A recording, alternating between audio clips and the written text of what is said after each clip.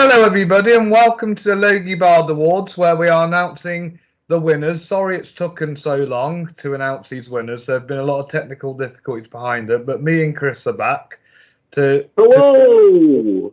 the winners. Hello, Chris. How are you? I'm good. How is it going? It's going really well. It's going really well. Can't wait to announce these winners. Are you looking forward to hearing them? To be honest, I have been on the edge of my seat for quite a while. I've just been on edge. I really want to know who has won the Logie Bears. Yes. And first, we're going to kick things off with Best Drama Series. Would you like to read out the nominations? I would be happy to.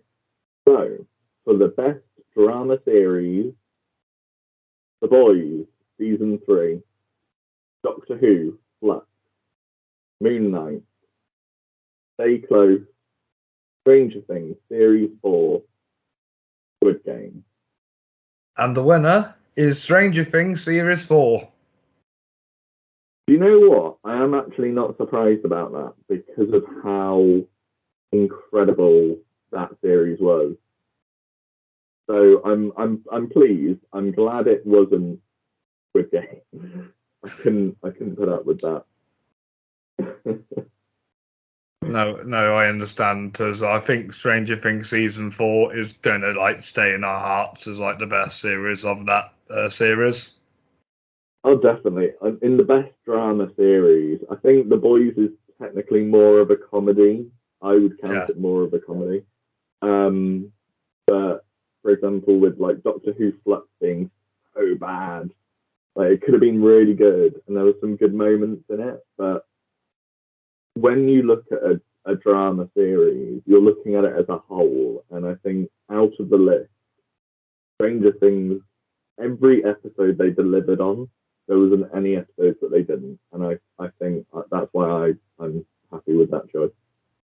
I am very happy with that choice. Again, I wasn't surprised. I know a lot of people love Stranger Things, and I'm friends with people that like Stranger Things. I know people on the internet like Stranger Things, so I knew it was going to be the one they voted for.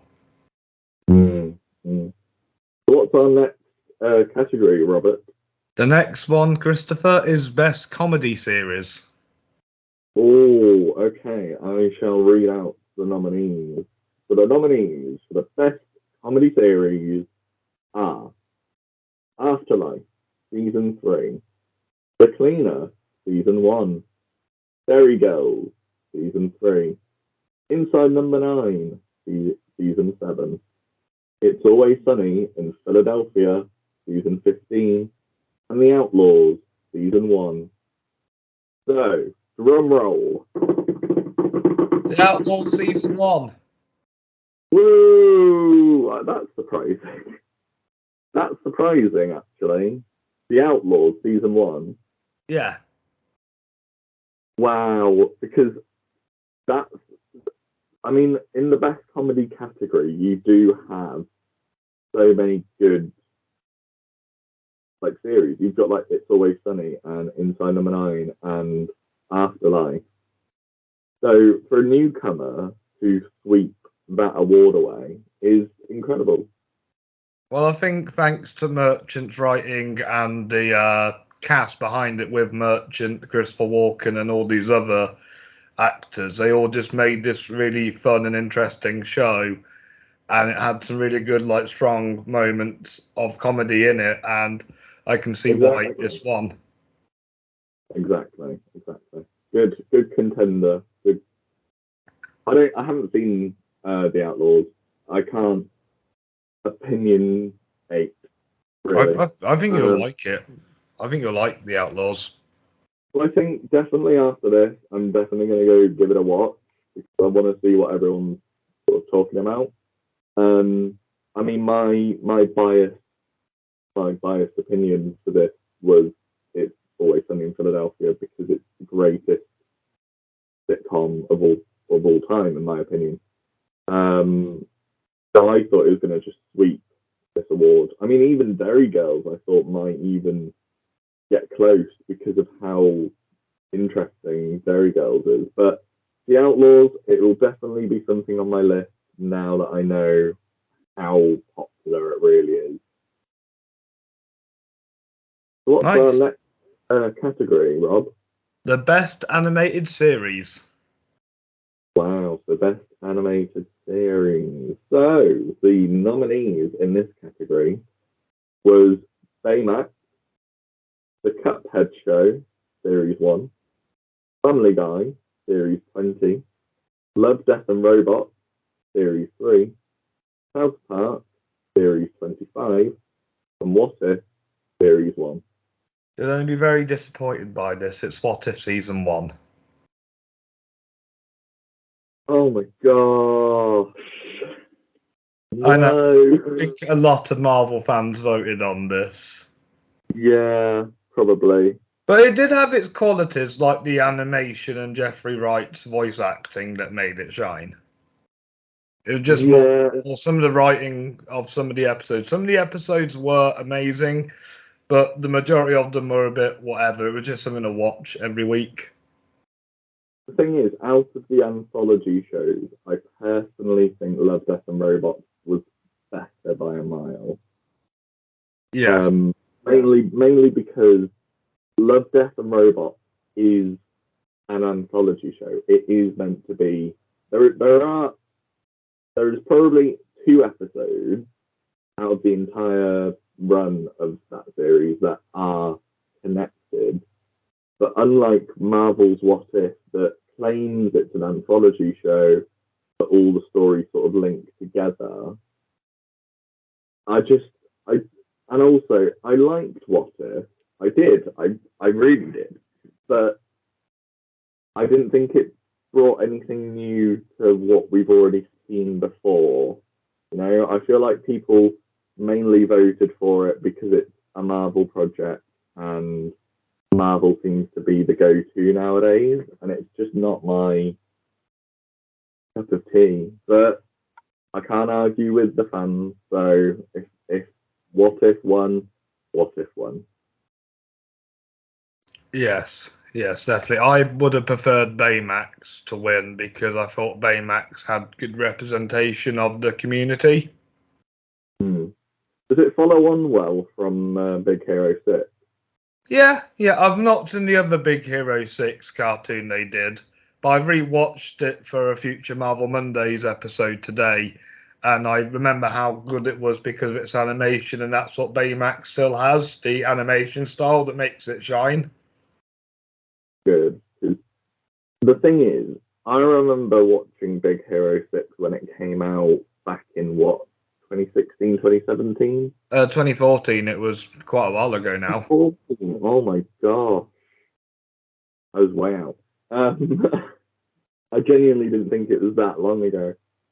I remember watching Hero 6. I remember watching Big Hero 6, and I thought out of the Disney films that had come out recently in that time frame, that was the better one that could have done with a sequel or some sort of continuation. So I'm happy that Baymax has had a continuation on Disney Plus.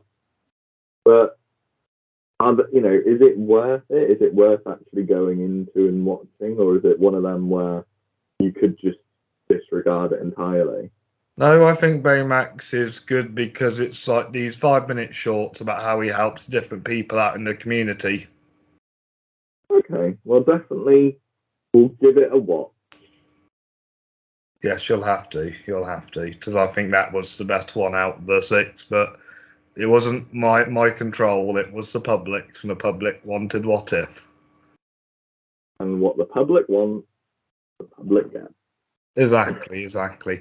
Are you ready to read out best docudrama nominees?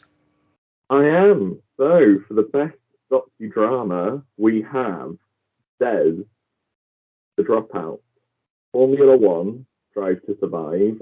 It's the most recent series. I think it's series 4. Yeah, series 4. I forgot to put that down. Sorry. Yeah, sorry. Formula One, Drive to Survive, series 4. Inventing Anna, Neymar, The Perfect Chaos, and Pam and Tommy. You ready? So, who won Best Docudrama. It's one me and you have not watched, and I just put down randomly. It's The Dropout. Right, okay, interesting. I think because Amanda Seyfried was attached and it's on Disney Plus or Hulu in America, I think it must have gotten a lot of big praise because I've started to realise Amanda Seyfried, since she's been in Mank and gave really great performance in that, she wants to try and progress, and this seems like the show that she needed to progress her career. And I've heard really, really good reviews on it, so I'm kind of glad it won. I will have to check this one out now it's won. I will check it out, but I am actually a bit missed because not only was this a good this was a very contentious category. I mean, I know you're not mostly into your docudramas. I know you'll watch the odd one or two, but you're not like an avid follower. No, not really. But I genuinely thought how good Des was, how incredible the story was, how the directing, the writing, the acting, producing, all the way down to like the costumes and set design and production design.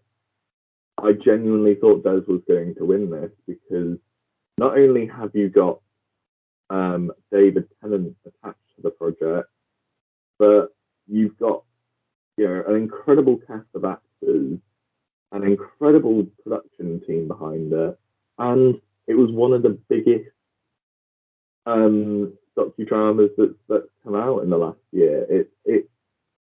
It reinvented, in a sense, how docudramas could be portrayed. Not just like a thriller, but sensitively as well, with the information and stuff behind that. Definitely. Cool. I've been meaning to watch Des as well, so that's on my list to watch as well. Yeah, I think you would like Des. I think you'd prefer it to any of the other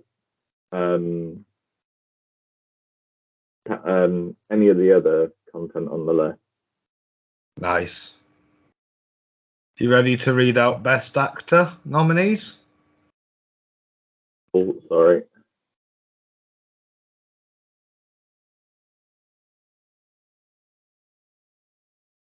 Right.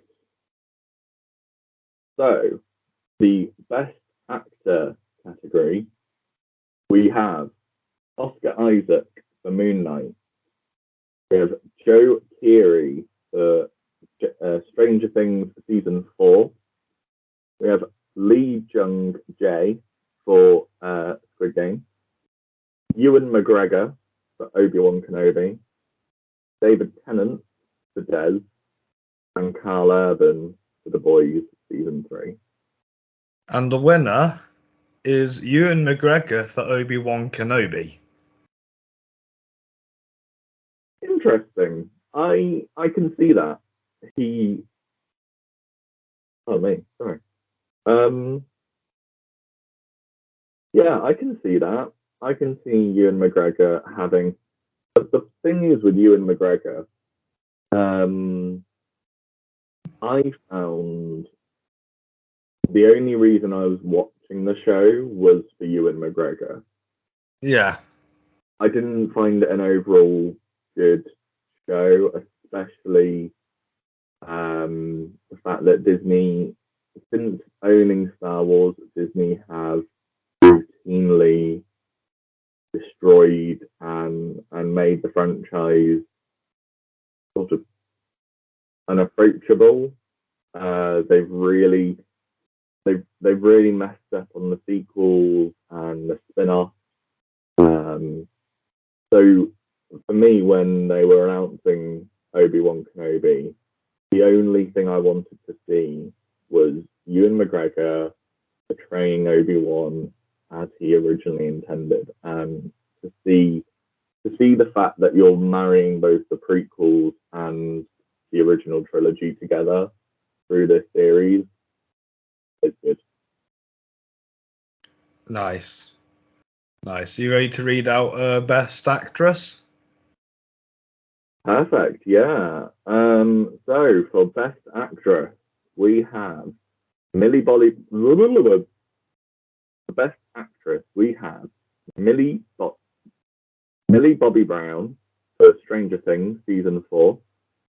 We have Jodie Comer for Help. Push Jumbo for Stay Close.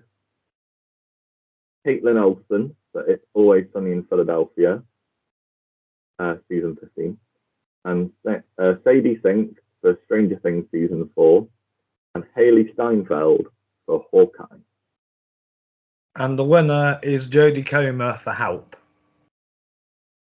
Interesting. I haven't seen that one. I have. It was a TV movie with her and Stephen Graham in.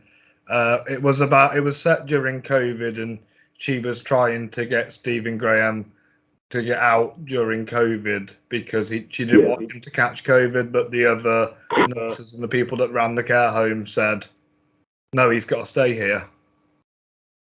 Interesting. I'm surprised so many people nominated, but chose Jodie. Another actress you might know in this TV film is Kathy Tyson, who was married to Craig Charles. I don't know much about the actress. I didn't realise. The problem is, I love Craig Charles, but I only love him for Red Dwarf and Robot Wars. So I don't really know much about his personal life.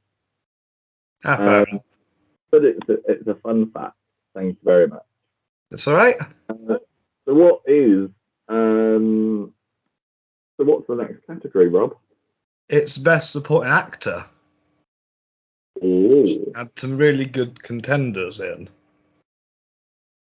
Okie doke. I shall.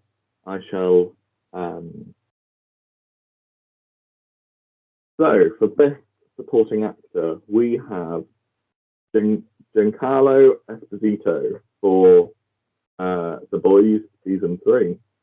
We have Ncuti Gatwa for Sex Education season 3.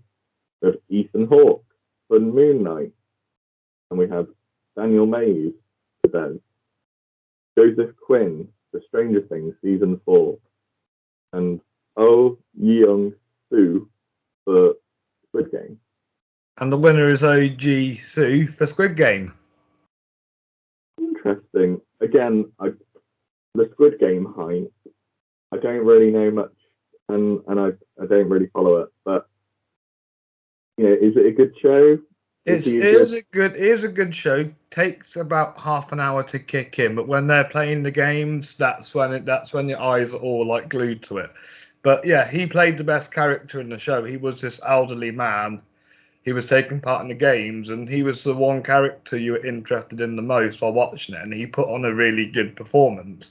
Plus, I like the fact that we have an international winner as well, rather than an English language speaking one, so it's a good win for us and him as well. Yeah, and I think the representation around, because although I'm not a massive fan of Squid Game, I think the representation it has sort of produced, and the fact that more Asian actors and Asian productions are being more heavily shown and appreciated. So it's an interesting one. I'm sort of glad that it won. I was sort of hoping for Ncuti Gatwa because bring on RTD2. It's going to be amazing. And I also was sort of rooting for Daniel Mays in a way because I just love him as an actor. But I'm glad that Oh Yeong Soo won, and I'm glad that Squid Game has been sort of represented in a way. Definitely. Do you want to read out the next one, which is Best Supporting Actress? So we are getting to the bottom of the list. We're getting to the end nearly. And so for Best Supporting Actress, we have the following: May Calloway for Moon Knight, Karen Fukuhara for The Boys Season 3, Mandeep Gill for Doctor Who Flux, Sarah Parrish for Stay Close, Claire Perkins for The Outlaws Season 1, and Winona Ryder for Stranger Things Season 4. And Winona Ryder wins for Stranger Things Season 4. You know, I'm not surprised. Although no, I'm not. She is a fantastic actress, and this is her best performance to date. I would say her performance in the first Stranger Things was better because she had more to do. No, it's in like Stranger Things as a whole as her best performance. As a whole. Yeah. I was sort of rooting for Karen Fukuhara because her character in The Boys has had such a really good character develop. Like, there's so much development that has happened with this character that she isn't the same person from the first series. And personally, for me, when I'm looking at these nominees, I'm looking for, innovation and representation and how incredible performance-wise. So unfortunately, I wouldn't have gone for Winona Ryder because as even though as a whole she's done a really good job on Stranger Things, I do think she was let down with season 4. Wasn't really given anything to do. Yeah, I see what you mean.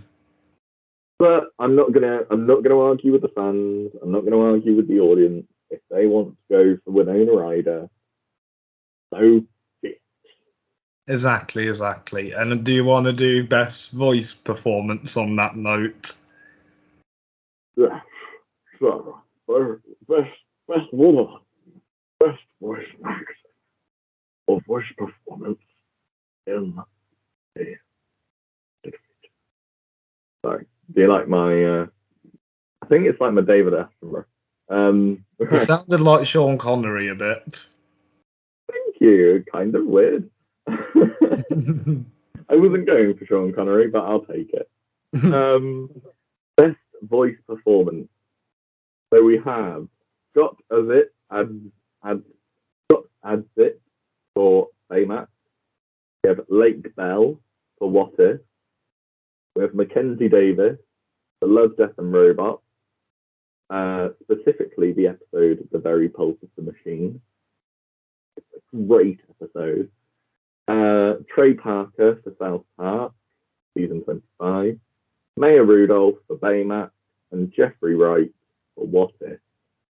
And the winner is going to completely surprise you because it's Trey Parker for South Park season 25. It surprises me in the worst way. He's a talented individual, the way how he does the voices of Randy, Stan, Cartman, and all the other characters he does. Oh yeah, and personally, in my opinion, Trey Parker, great voice actor, but he's been doing it for 25 years. And he can still do it. He hasn't lost his edge. But it starts losing its sort of buzz after, 10 years. Like, yeah, you've been voicing these characters for 25 years, and that's an achievement in itself. But, there were so many good nominees in this category. I know, because I wanted, and I thought Jeffrey Wright was going to win. I was really hoping for Mackenzie Davis because, I think more people should watch Love, Death and Robots and enjoy it. Obviously, enjoyment is subjective, but I think you probably would if you're a fan of dystopian sci-fi. But also, with Jeffrey Wright he's just got a very good voice in general.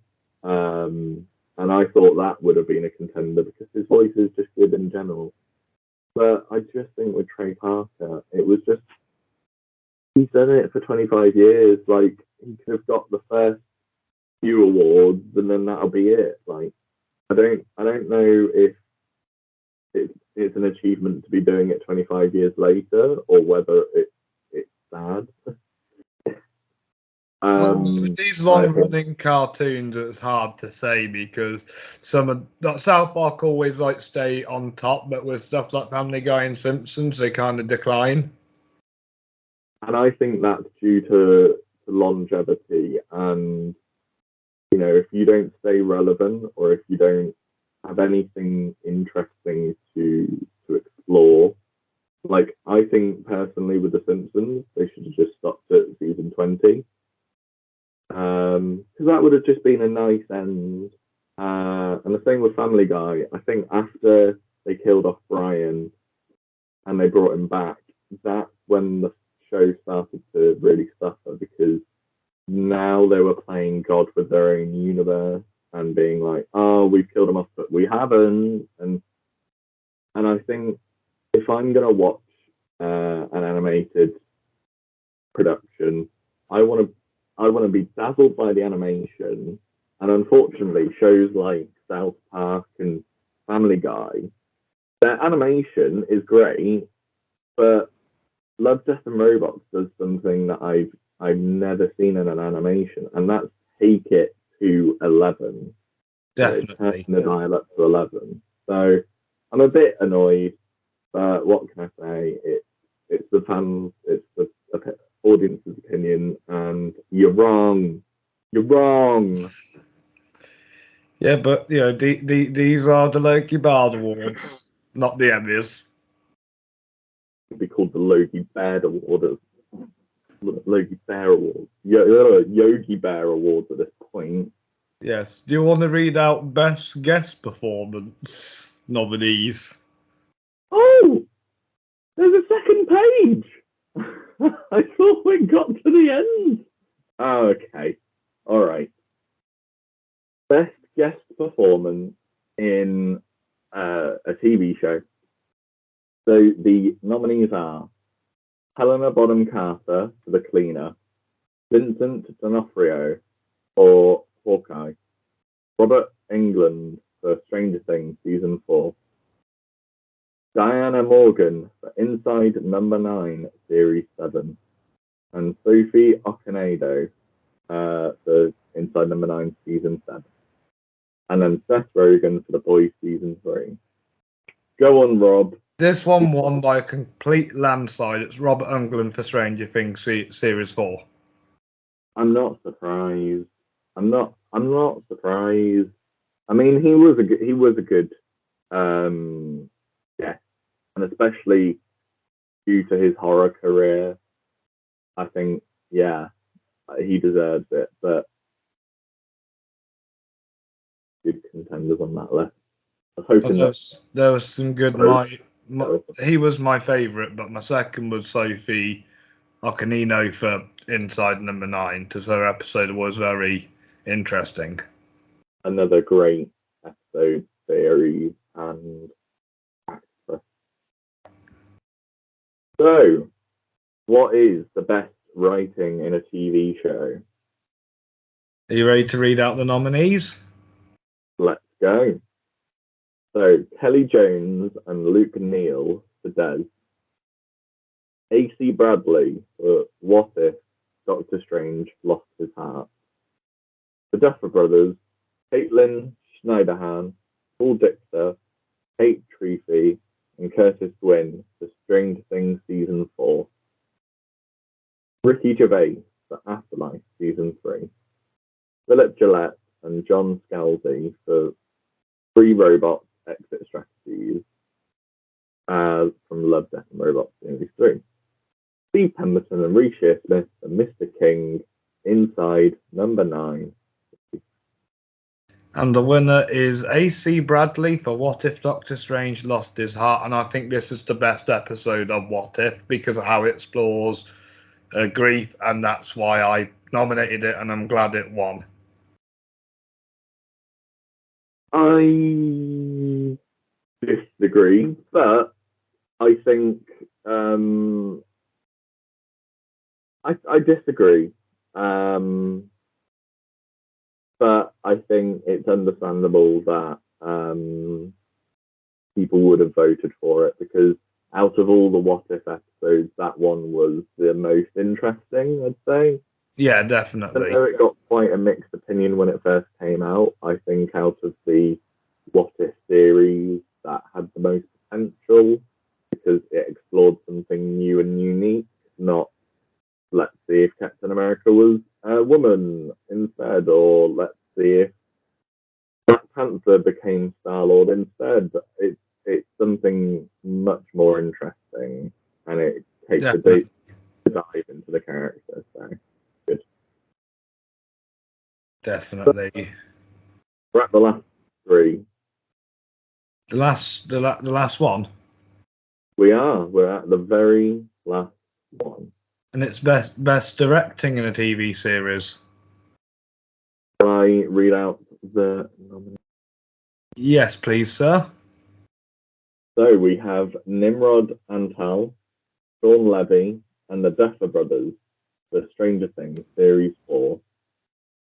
We have Lewis Arnold for Des, Emily Dean for Love, Death and Robots, the very pulse of the machine.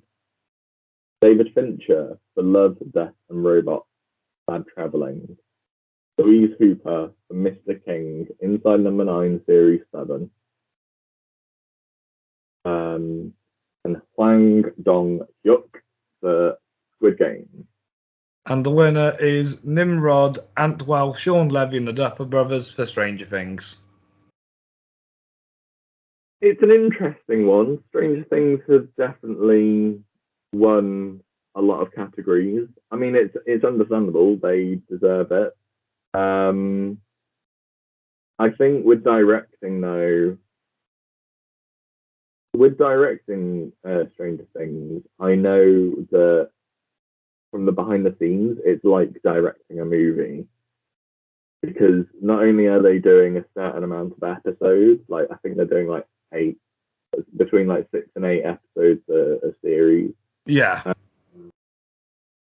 But they're basically like feature length episodes, and I think the interesting thing that Strange Things did was experiment more with how they can add in like 80s techniques with modern age sort of technology and influence.